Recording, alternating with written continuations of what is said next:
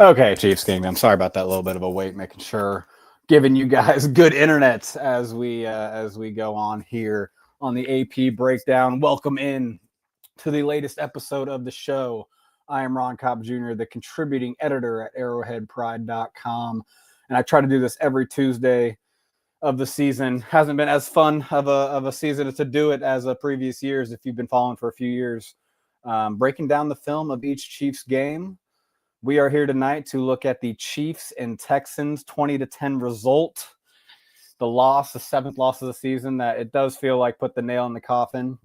And that's maybe what I'll open here with real quick before we get into the film. That, this did feel like the end. This season there's been so many little things that I have said to myself, and I've probably said on Twitter, that has kind of allowed me to keep hope, right? Whether it is, okay, hey, Worthy and Rice were out for the first part of the season. Let the offense get back in a rhythm. Or, hey, Buffalo, they know us very well. We didn't have a great game plan going into that. Okay. Denver, oh, you know what? They got us that time. Out of a bye week, we were kind of hoping too that would maybe get the win spark. Doesn't do it then. The Colts game kind of had me hoping, okay, maybe this team's just home merchants. Maybe they'd really just need to get home to correct all these mistakes and maybe not have the drops at home, maybe not have the egregious penalties at home. Maybe you finish more drives at home. And what do you know?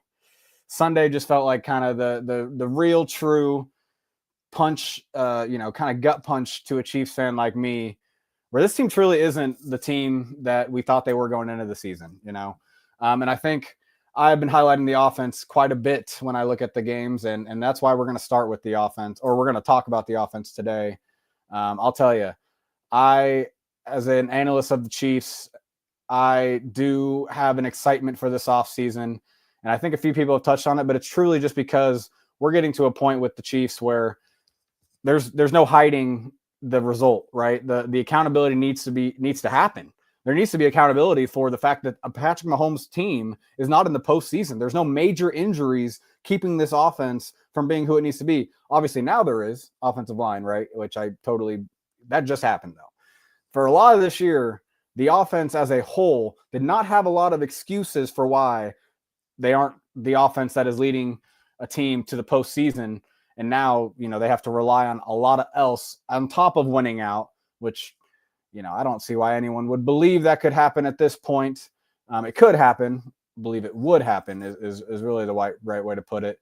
Let me get my camera angle right here. Oh boy. Oh boy. Oh no, why is it messing with me? I am sorry, y'all. This StreamYard is giving me a little bit of a pain trying to get to the usual camera angle I use to show y'all this clip. Wow, this is annoying. All right, we'll just keep it like this for now. Let me see if there's anything I can do. I am so sorry, y'all. This is usually easy peasy. I get to change it to the camera angle that shows you all the screen, the largest, the biggest. Let's see, new layout. All right, we're gonna do it this way. One second, y'all. Appreciate everyone hanging with me. Oh, there we go. There it is. All right, hey, sweet. All right, we're back. All right, and we're just gonna run through. I got one video, so we don't have to go back and forth through videos. I'll just let this run, and we'll talk about the plays that pop up. And a lot of it is situational. The title of this video is the title for a reason. The Chiefs offense, for whatever reason this season, just fails red zone, fails on third down more often than you'd like, except if it's a third and one, fourth and one, except for the one famous one at the end of this game, which we'll get to. But it just seems like we're not getting anything easy. And it starts with the play calling. Look at 3rd and 4 here where Mahomes does get the ball tipped and it's a sack and, ooh, that sucks. But watch the routes develop. Watch Xavier Worthy and Travis Kelce over the middle of the field nearly run into each other as they run their routes. That is not how it's supposed to look, I imagine. I talked about, actually, was it a couple weeks ago now, I talked about how releasing vertical as receivers, it can help to kind of be in that bunched formation at first, right? Kind of run tight to each other as you're releasing. It can make it hard on the defenders to not only see where you're going, but just kind of stay with you. But this isn't the case here. You need better spacing than this. If you're going to be dropping back on 3rd and 4, Worthy and Kelsey's route, which again, and I tweeted this something earlier, and this is going to be a theme of this show. I'm not going to act like I know what is supposed to happen on every play. I don't know the play calls. I don't know what everyone's responsibility is on each play. When I see a play that I understand the concept of, I try to explain it. But I try not to be as critical when I don't understand it. And hey, look, you know what? I don't understand what this route concept was necessarily supposed to be. Maybe they're faking mesh here, but it's not the mesh concept around it. And so maybe Kelsey's kind of running his option route, which an option route is basically you're trusting the receiver to make the right route based off of the defender's leverage, kind of based off of what route he's giving you. And the quarterback is going to read the leverage and what the defender is. And that's why Mahomes and Kelsey have been so good over the years, is because they both read that so well on the same page. They can anticipate it. We haven't seen it as much in the last few years, in my opinion, where they're on the same page, so perfectly. But here, yeah, Kelsey, if this is an option route, he doesn't take the right option. Guy's playing with inside leverage, and he just tries to run into the inside lever. He tries to run past, the direction that defender is kind of already playing, right? You think about maybe here breaking out after that initial move, but then it's a double slant pattern on the back end, which is, again, this is where I just don't even understand. Regardless, you cannot tell me that Mahomes has a great arsenal of options to go to on this play. And I just hate that. Patrick Mahomes deserves some easy buttons every once in a while. This is nowhere near an easy button. There's nothing to do here. Because Jalen Petrie is on Xavier Worthy. Again, he's playing inside leverage. One of these guys needs to break outside. And obviously Worthy is, maybe he's just super slow on his route. It looks like he's more breaking out at the end just because he kind of, it's like, natural kind of after the route is initially taken away. But I'm literally scratching my head. I didn't even mean to do that. I'm literally scratching my head right now. My head's a little itchy. I don't know. And you can see Pat drops back, looking for Kelsey. Look, watch his eyes. He wants Kelsey to get open. And that is what makes me believe it's more of an option route type. But if that's an option route, then Kelsey has no other choice but to run inside, because he probably understands that there are routes coming behind him into the middle of the field. He can't run back out and cloud those. So Mahomes moves on from him. He goes to Rasheed, but the ball gets patted up. And look, Rasheed, could that have been completed? Sure, but 39 looks like he's ready to, knock that away. So again, just not great options on a 3rd and 4. Not necessarily, it's not 3rd and 10 on that. It was 3rd and 4. And so here we're on 2nd and 8 near midfield. Feels like the Chiefs are getting a little momentum here. And this is just where it's just frustrating. And it's really just one thing or another with this offense. Now, you're going to see, I have it highlighted that Hollywood Brown motions in, and he's just going to run across the field against a one-high structure. And of course, there's space. And you know why? And this is a theme from last year. If you remember the Texans games from last year, they were giving us everything over the top. They were very keyed in on the underneath stuff, especially Travis Kelce. And is this Stingley? Yeah, watch Stingley. Flat-footed, doesn't even attempt to gain any sort of depth. He is all about Travis Kelce right here. This is 2nd and 8. And, man, that's an open pass. And who knows? Hollywood Brown he's probably not outrunning him to the sideline, but he's obviously, has a chance to make one move and it's a touchdown. But this is where I say it's one thing or another with this Chiefs offense. I don't love how Mahomes, it does feel like Mahomes thought he got the flag. And so once he is in this situation right here, once he does feel the pressure, or once he does kind of see it coming, there's not really the urgency, I would say, to get out of it. So that's one thing. I wish 15 would have had a little more urgency to not necessarily act like this play was going to be a free play. But at the same time, the way this play reads out, he just can't even get to Hollywood. That's where not. Oh man, it would be nice to have Trey Smith in this game, because he is going to kind of come back here. He wants to read this safety. If he has the time, the safety's hips flip hard enough. And again, really, Hollywood's open more so just because there's no underneath defender here. The safety actually, gets over the top of it pretty well. So he's reading that safety. He sees him flip. He actually, he could launch this to Taekwondo. I think that's what he wants to do.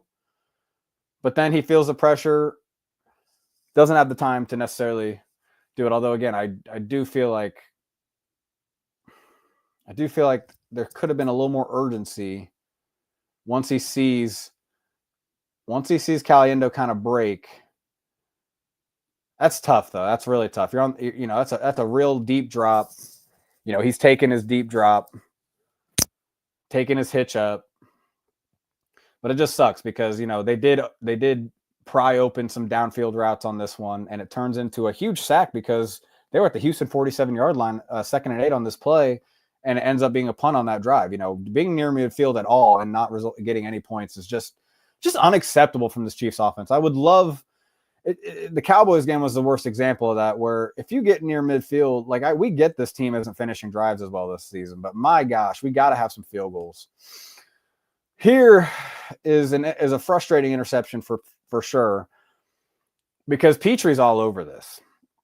Petry undercuts Juju here. He plays with outside leverage and then just undercuts it. And Mahomes is just naturally late on this because he just doesn't like what he's seeing, right? Let's rewind to the big angle, wide angle. I think he comes out of his drop, kind of eyeing Kelsey, right? And he comes back to the right side, looking Rasheed potentially, and he gets that linebacker to move. Al-Shahir is reading those eyes, right? He is all over his eyes. And so, yeah, in theory, boom, come back. But he took one too many. You'll see it in the end zone angle now. He takes one too many kind of hitches as he's kind of going through it. Boom, ball should be out. Ball should be out pretty much right there. And that's tough. That's tough to say. And that's why keeping footwork is so important as a quarterback. And he does actually a pretty good job of keeping his footwork. It's just kind of the fact that he did go all around the field kind of so quickly and then try to go back to the middle. He just didn't realize that Petry had such a good beat on this. Juju does look open, right? Because Al-Shahir is opening the window. But Jalen Petry does a really good play. So it's tough. It's not even, it's tough to be critical. It's really, again, a point of the offense where I just don't love how look how much he is turning and moving and reading before he has to get to this throw. To me, that just tells me he's not comfortable with what the offense is presenting, what's going on. And again, he doesn't even have the time. He does have the time, but he's sped up in his progression enough where he doesn't necessarily realize that Petry has a good beat on the undercutting of this and does a great job. Tip drill. Great play by Jalen Petry. I loved him out of Baylor. Knew he was going to be a stud. It was pretty clear. All right, here is a really interesting play that, honestly, if we're talking about the offense in terms of how it's schemed up, in terms of how it's coached, in terms of how the players are running the offense, this is as frustrating as it gets, because I don't know whose fault this is. I could certainly see that there is a play call where, based on the coverage, based on how it rolls out here, the routes should develop a different type of way. And that's really Rasheed, what I'm talking about. Rasheed, there's a chance that the way the coverage rolls out on this play, it's already baked into the play. There's a chance that Rasheed should be going over here. He sees the safety playing with kind of the intention of taking him right. Like he's trying to take away this side, but he's playing deep. You're just running into him. And he doesn't even run a real route. He kind of like, I don't know what the hell that is. But I tweeted this earlier, and I really, this is the bottom line here. You know how easy it is as a defense to cover a pass play if you don't have to cover an entire half of the field past 5 yards? Look at this pocket of field that no Chiefs receiver is threatening. Rashee Rice eventually gets over there at the very end of the play when it does, in a scramble drill type of move more than the actual part of the route. So that's where, in my experience watching the Chiefs, there are a lot of times with these downfield routes that the angles change based on the coverage.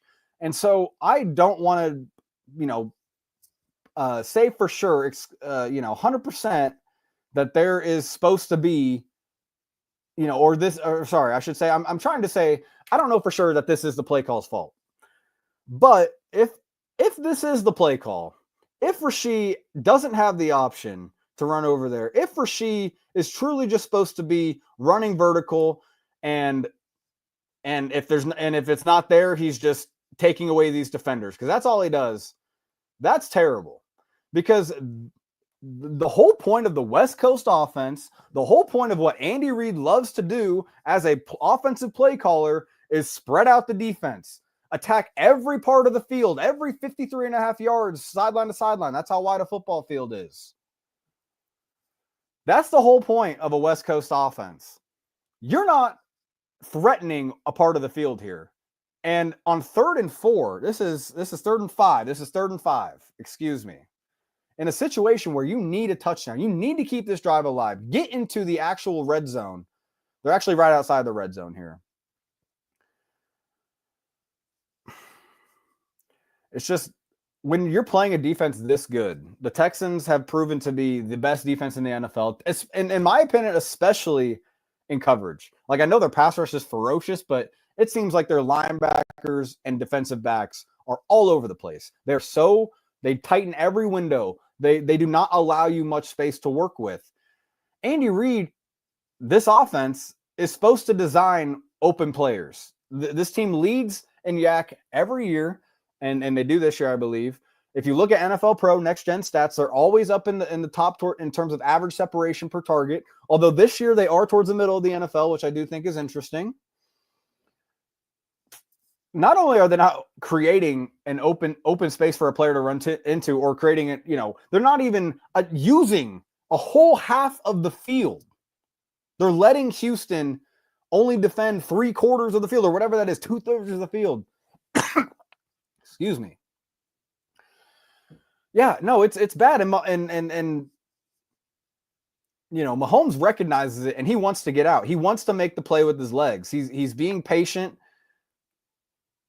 But that's where the Texans pass rush is also very good, and they do a good job of closing the pocket, and there's not a lot to go, or a lot of places to go.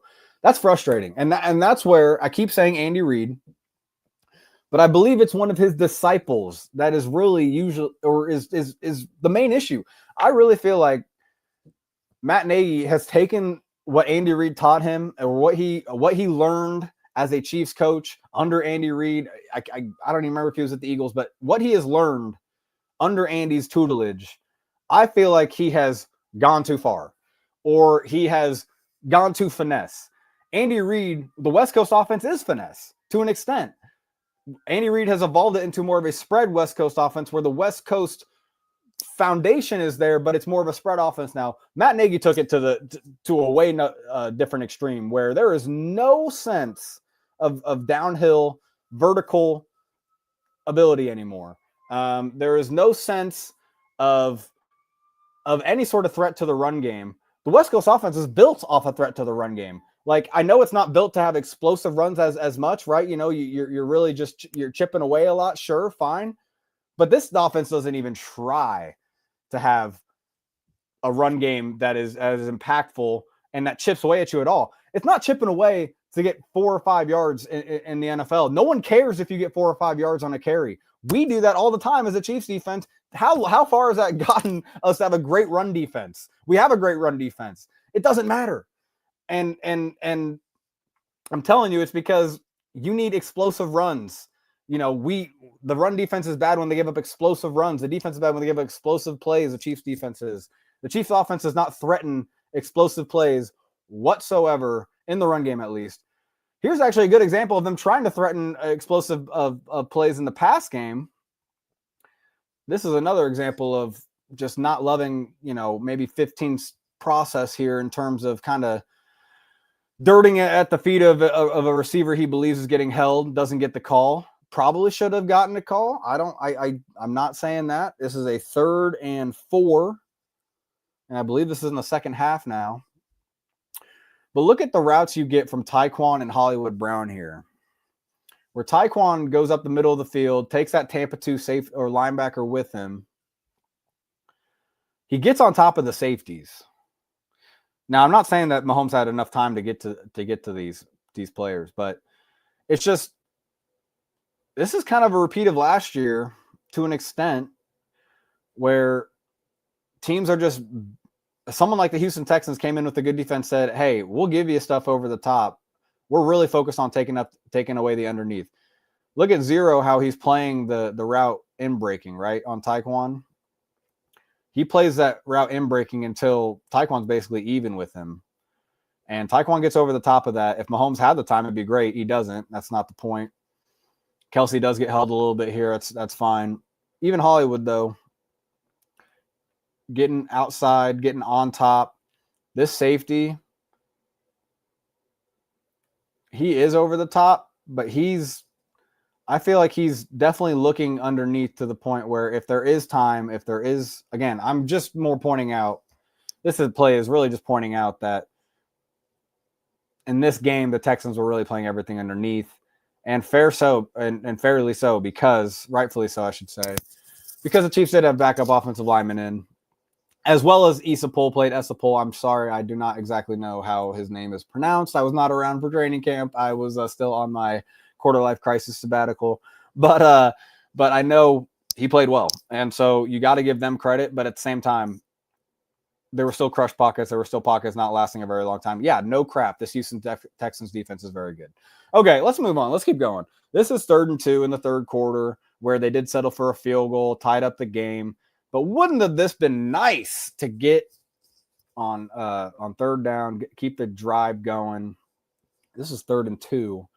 And it's a good concept where, you're not going to, the Chiefs do a lot of releasing the running back to the opposite flat, right? Where even if he fakes a handoff or if there's no handoff, it's a token handoff. He usually gets kind of out to the flat on the other side in these situations. And they kind of just flip it on the Texans, right? Where he goes, he kind of redirects, goes to the same side, to the flat. It's just kind of one of those things where, and that's why I didn't include some of the drops in this clip because, drops are drops, right? And we are going to see some of the drops, but yeah, no, this ball could be more in front of him. He can't really take too much more time because you have a guy like Will Anderson who's a freak athlete, coming in right away. And Kelsey can't block him, right? He's not necessarily blocking him. He has to almost act like he's blocking then release, like just for the fact that he can't get OPI, right? It's a play action. He can act like he's blocking at first. He can release after blocking. He can't block as, the play is developing as it's within 1 yard, yada, yada. All that to say, he's trying not to get OPI. Just bad execution. No matter what it is, you can't, I'm not blaming one thing or another on this. It just sucks because it's actually a pretty good play call to get Kareem out into the flat. He probably would have ran over that dude and they probably would have been able to keep that drive alive. Who knows if they score a touchdown. Okay. Here is the fourth quarter where it all went crashing down. So if you're joining now, you're joining at the right time. I did just kind of go on a pretty strong rant, but it has just started, ladies and gentlemen. This is 3rd and 6. Open. this play happened so quick. I didn't even see, like, I think I went to the restroom and I come back and there's an interception. Like it out of nowhere, at a commercial break right out of the end of the third quarter. It just seemed like things flipped and that quickly. And we'll get into the play, how it developed at first, but let's just take a peek at who's out on a route on this play. And let's take a peek at who's blocking on this play. Oh, that's Hollywood Brown, Tyquan Thornton, good. Travis Kelce, he's out on a route. That's good. That's Rashee Rice in without any sort of route to run. Chipping, I guess, but to an extent, that's literally just blocking Will Anderson. Like they're just double teaming him. That's not a chip. A chip, he would line up closer. I mean, I don't know. You know what? Maybe I'm wrong on the technical part of that. All that to say, this is 3rd and 6, fourth quarter, do or die game. Let's use Rashee. And hey, he hasn't been catching the ball. We're about to see it here in a second. Actually, I didn't include that play. I might have. But don't love it. Don't love it. Don't love on 3rd and 6. It's not 3rd and 10. This offensive line, like, yes, it's been tough to get long pockets like I was just talking about, but man, it's 3rd and 6. Like, just go more traditional with your formation and get Rice out as one of your players. Like and I'll show it in a second. Like he's still on the 4th and 1 play. Actually, it wasn't even that play. We'll talk about it in a second, but he understands how to beat zone. We all know that. And he understands how to get open to an extent. Maybe not if the guy is sticking to him in man coverage. Yes, he has to work on that. But he does know how to get open to an extent. And he's probably one of your best at getting open in terms of, like, again against the zone. This appears to be a zone coverage. This is kind of a cover 3 look, right? But all right, here's the breakdown of the play. Mahomes, let's see where his eyes are because they should be on the deep safety. He's kind of trying to buy time. The safety gets in conflict because Tyquan and Hollywood are kind of crossing, right? They're switching. Gets in conflict.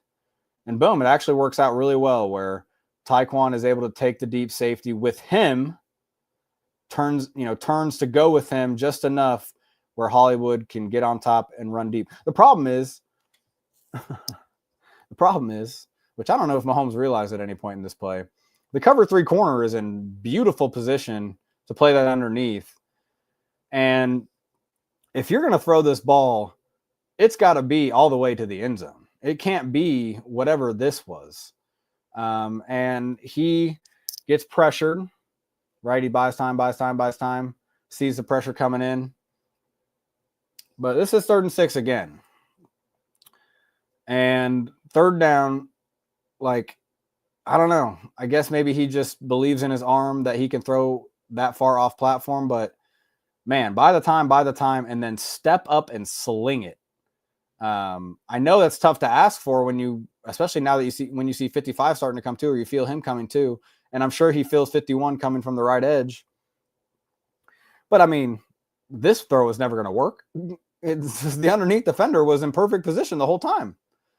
Even if he throws it a little further, like, it's an arm punt. So it really doesn't end up being the worst play in the world. It's better than a sack. Probably. They probably get better field position on a sack after the punt than, where he ends up going down with the ball. But I don't know. Just don't love that play to start the 4th quarter in a tight game in a do or die situation. All right. Now we get to 4th and 1.5, right? It was more than 1, I think.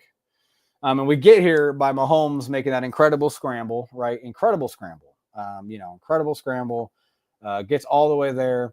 And I do think, I think we all can admit, I mean, it's not like this like hot take to say Andy Reid just let the emotions of that moment get to him. And honestly, hey, hand up, I was kind of excited when they went for it.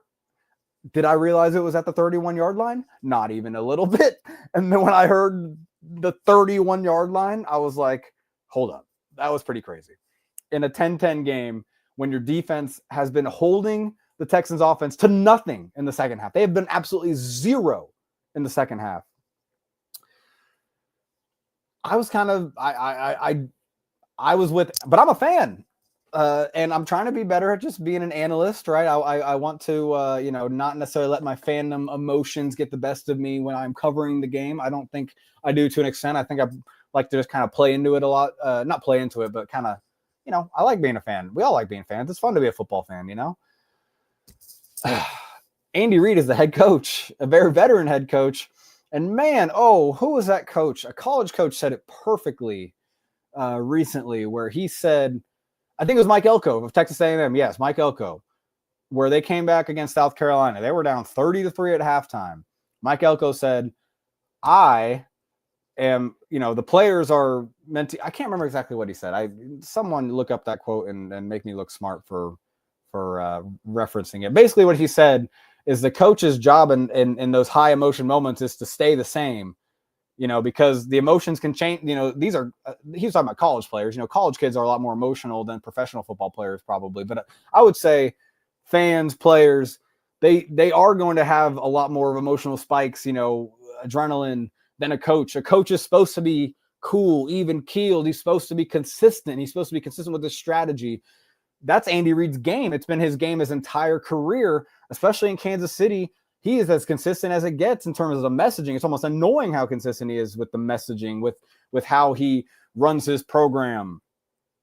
He let the emotions get to him in a really tight spot, and I think that's worth kind of highlighting. How, this is how this season has worn on him. I've talked about him, or I've tweeted about how I feel like he has been frustrated in press conferences the last couple of weeks, where he is clearly not just taking the blame like he used to whenever they would lose and it would look bad. And it was clearly a bunch of different things. And he would just say, it starts with me, we got to clean these up. I got to go back, blah, blah, blah.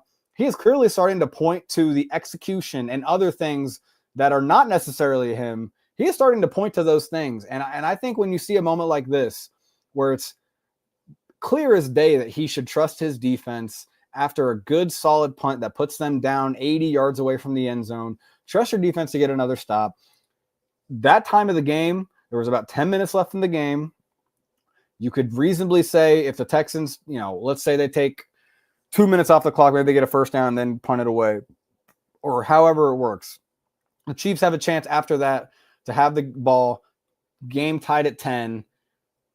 With the amount of time you have left, you have a chance to go 7 minutes on a drive and kill the clock and win the game with a touchdown or a field goal, in theory. And that's just where this is a really frustrating play. Now let's look at the actual play. First problem with the play. Pretty obvious. 4th and 1.5. Kareem Hunt is the best short yardage back in the NFL. We've heard it all year. Everyone loves to talk about the comparisons to the tush push. I still don't. Steph Kaiser, shout out, did kind of point out, how the stat breaks down, and we together realized that it wasn't better than the tush push at the time.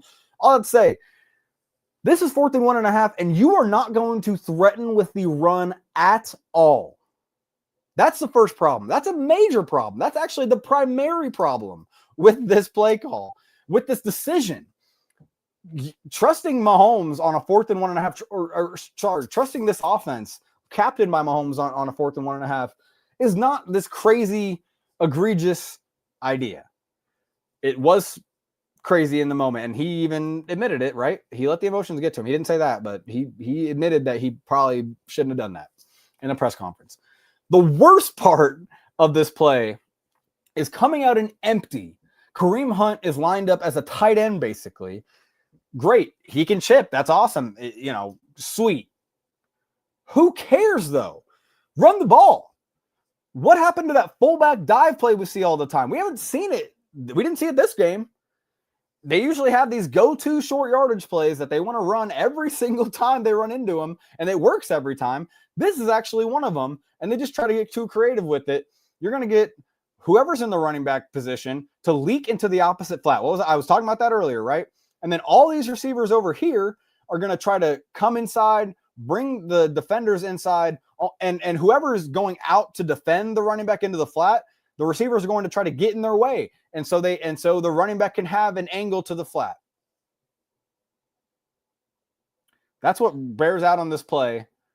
First of all, the pressure kind of eliminates the chance for Mahomes to really get to this pass. He could float it over, but it doesn't seem like he's very interested once the ball snapped. So that's great. Your primary route on this play is like not even part of the equation.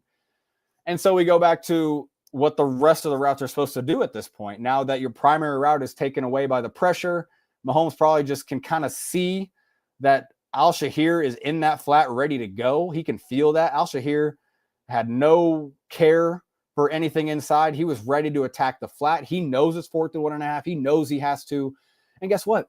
Again, he probably knew this play was coming. Once they motioned someone in the backfield, you know what he thought? Oh, shoot, I bet they're trying to leak this guy into the flat with a trips look coming the other way. Because that's what they do on every goal to go important 3rd or 4th down. We see it a ton in these situations. This is actually the play, the concept play that won them the game last year against Buffalo, that sealed the game against the Buffalo in the AFC Championship. This is the play. And so, yes, it is a good design when it works, but it run some more plays or run the ball.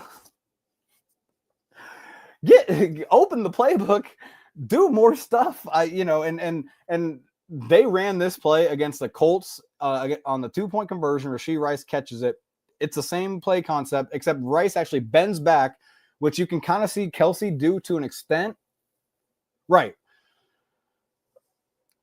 In theory, all these 3 receivers are kind of going across the field, right? None of them are supposed to be bending back to an extent when the play is run on it at its basic form. I ran this play in high school. Everyone runs this freaking play.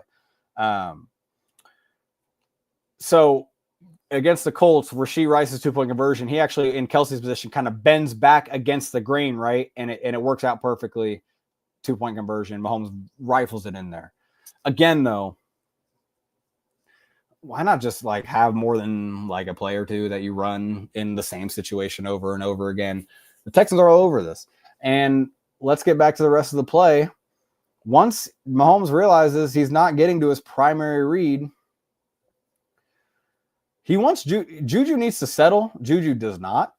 Juju keeps running into the zone defender that is waiting for him, that is catching him. He needs to settle. And so there's your second option out the window. And then Rashee Rice, just obviously in a situation where these Texans defenders are ready to pounce, watching Mahomes' eyes, ready to go to the ball. Awful, awful, awful play. This is the season. There were so many other issues in this game that ended up being the reason they lost. Don't get me wrong. But imagine if they just get this. Imagine if they just get this somehow and keep going on that drive. Maybe they eventually kick a field goal. They kick back to the Texans. They stop them. They're up 13-10 with the ball back with about 4 minutes left. Nope. The Texans go on to score a touchdown because they're 30 yards away from the end zone. And then when the Chiefs get the ball back, this is actually 3rd and 4. This is the play before Rashee Rice's drop. I did not include Rashee Rice's drop because I think it's pretty self-explanatory what happened on that play. On this play, though, again, you got to give credit to the Texans for being able to swallow up our route combinations and not allow any sort of breathing room for Mahomes to feel good about running or throwing the ball into. Here, he really wants, we'll go to the end zone angle because you'll see his eyes, but it does feel like he wants to go over the middle to Rice, but it's just, he actually wants Noah Gray. I'm sorry. I write down these notes, and then once I get into this, I just forget what I say. I forget what I wrote down. You can see him kind of, Noah Gray does have this kind of release out, right, where Kelsey's guy is so sticky to him that there's no underneath defender to take away kind of the pass towards the sideline, away from the over the top leverage of the defender, right? And so I think Mahomes is trying to maybe go there, realizes that's pretty risky because this is 3rd and 4 in a really tight ball game, down 17-10, moves up in the pocket, tries to get to Rice at the last second, who is open initially, not really, but obviously with a low throwing away, Rice could certainly get this ball past the sticks. But Mahomes just kind of too hung up on his initial read by the time he can get back to it. It's too late. And honestly, I should correct myself. There's really nowhere to even go to Rice on this. 39-0 are playing so well underneath. Trying to fit into that window is just a bad idea. So this really goes back to, again, the play call not giving Mahomes very many opportunities. The Texans were all over it, especially on routes short to intermediate. There was just nowhere to go with the ball.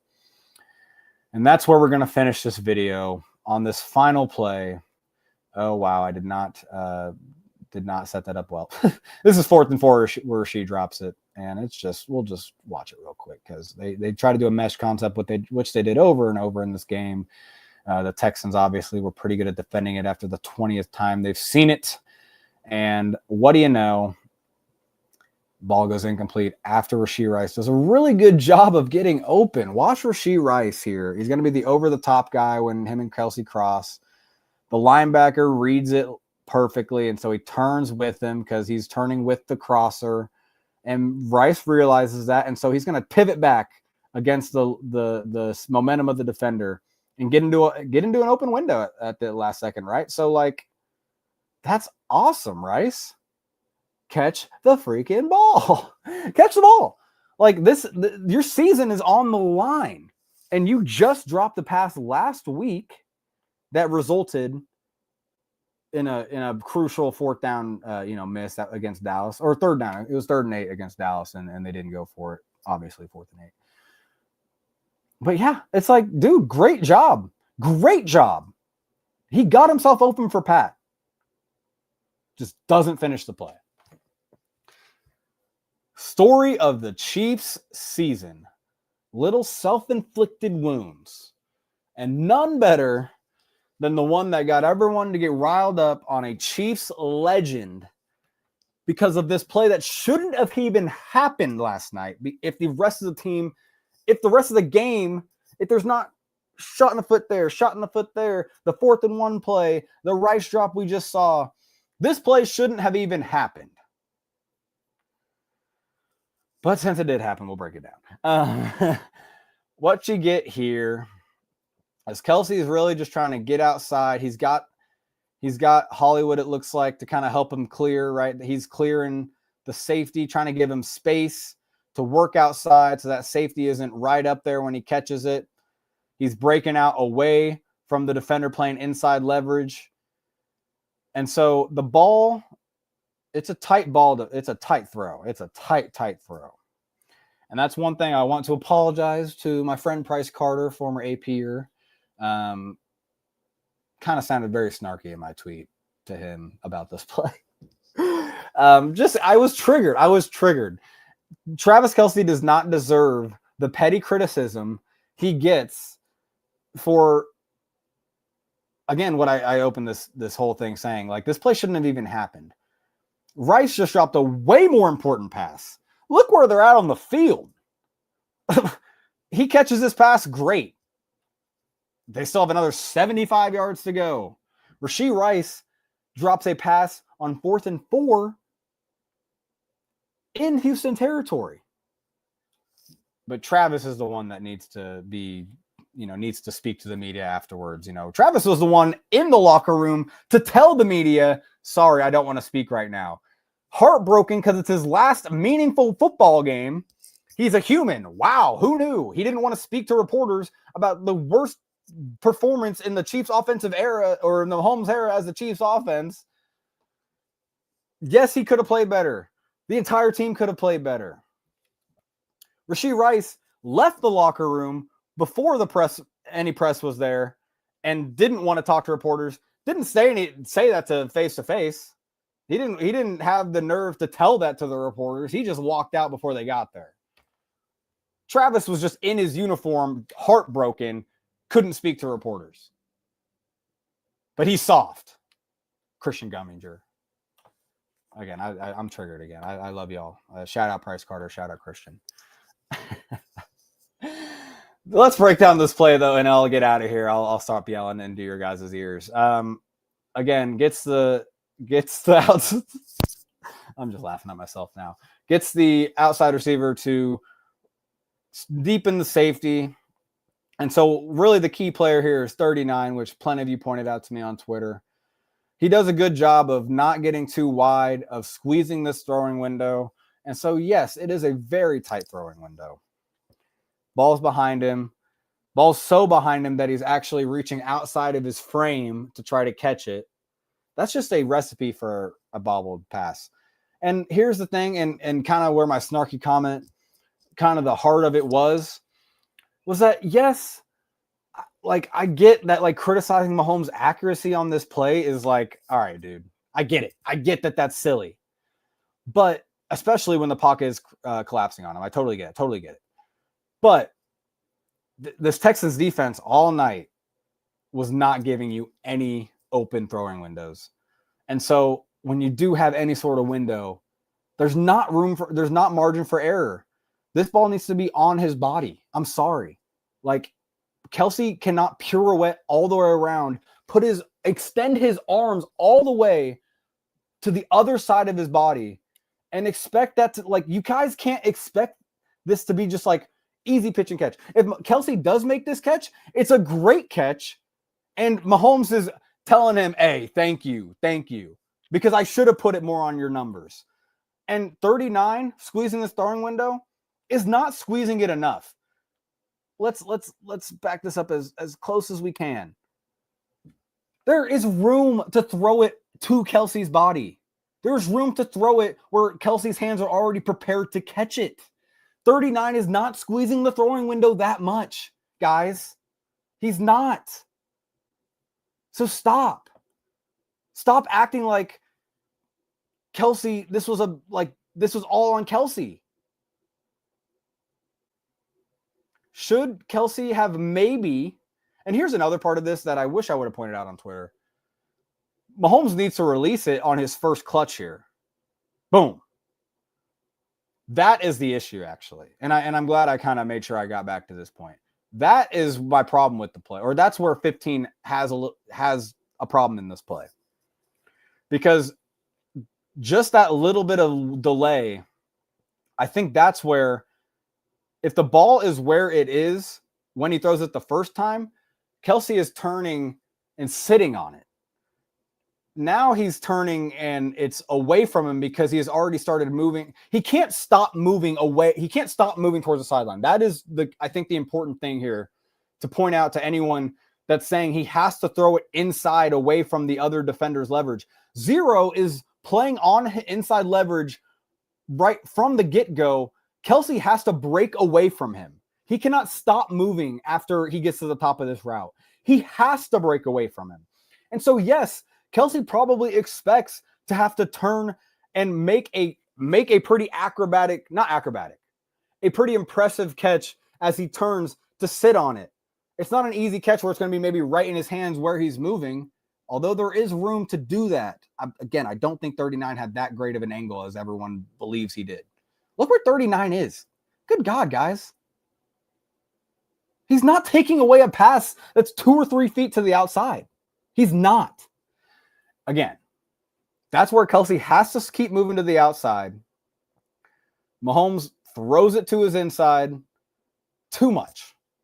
Because you do want to throw it where he's not fully extended running outside and the safety has a chance to come down and clobber him. But he has the room. So I'm going back and forth a little bit because I respect a lot of people's opinion, and I do feel like I saw a lot of people, really kind of pointing to maybe that Kelce, even the route here where Kelce maybe needs to anticipate sitting a little quicker.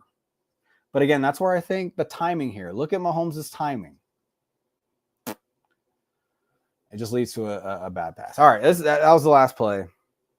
Thank you so much for listening to my rants and my accelerator-fueled breakdowns. I felt way too much like an ad. I'm sorry. That was goofy as hell. That was corny as fuck. Not as corny as Captain Cornball on Twitter. But what we have for the rest of the season on this show will be very forward-looking film review. I'll open it up to the defense more. I don't care to look at the things that are going to be corrected maybe this year with the offense. I don't care anymore. this team is eliminated. They're not mathematically eliminated, but they're not making the playoffs. Chargers showed a lot of guts beating the Eagles last night. I'm going to believe in the Phil Server Colts. No, I'm just kidding. The Colts are about to bottom out completely, but it does feel like the Texans, Bills, and Chargers are going to be those wild card teams. I don't even care if the Chiefs beat the Chargers this week. It just feels like the Chargers are going to get in. And so what you can expect from me on this show moving forward is film review that really thinks about the future, which is weird to say, but let's do it, guys. Let's think about the 2026 Chiefs. Let's look forward to the next time this team is in playoff contention and is ready to go to a Super Bowl. It's going to happen again. Sorry, rest of the NFL. Patrick Mahomes is going nowhere. He is still the quarterback of this team. Maybe the team around him has failed him and has put too much pressure on him these last couple of years. I think that is absolutely the case. And maybe even relied on some of their veteran players too much to just be superheroes. Chris Jones almost did it this game. I mean, he almost won this game entirely by himself. Could have if Andy Reid didn't go for it on 4th and 1. But 6-7 and not making the playoffs, this team, there is going to be realistic or real change. Like, there needs to be real accountability with the fact that this team with Patrick Mahomes at quarterback is not about to go to the playoffs. And I can't wait to see what that change is. And I can't wait to see an aggressive offseason from Brett Veach. And I can't wait to be back here next year with y'all talking about how this team can make the Super Bowl and win the Super Bowl and get Mahomes' 4th ring. But it's not happening this year. That last week was my kaput. If they do it somehow again this year, I don't even know what I would do. I don't know what I would do. I don't want to say anything on here and incriminate myself.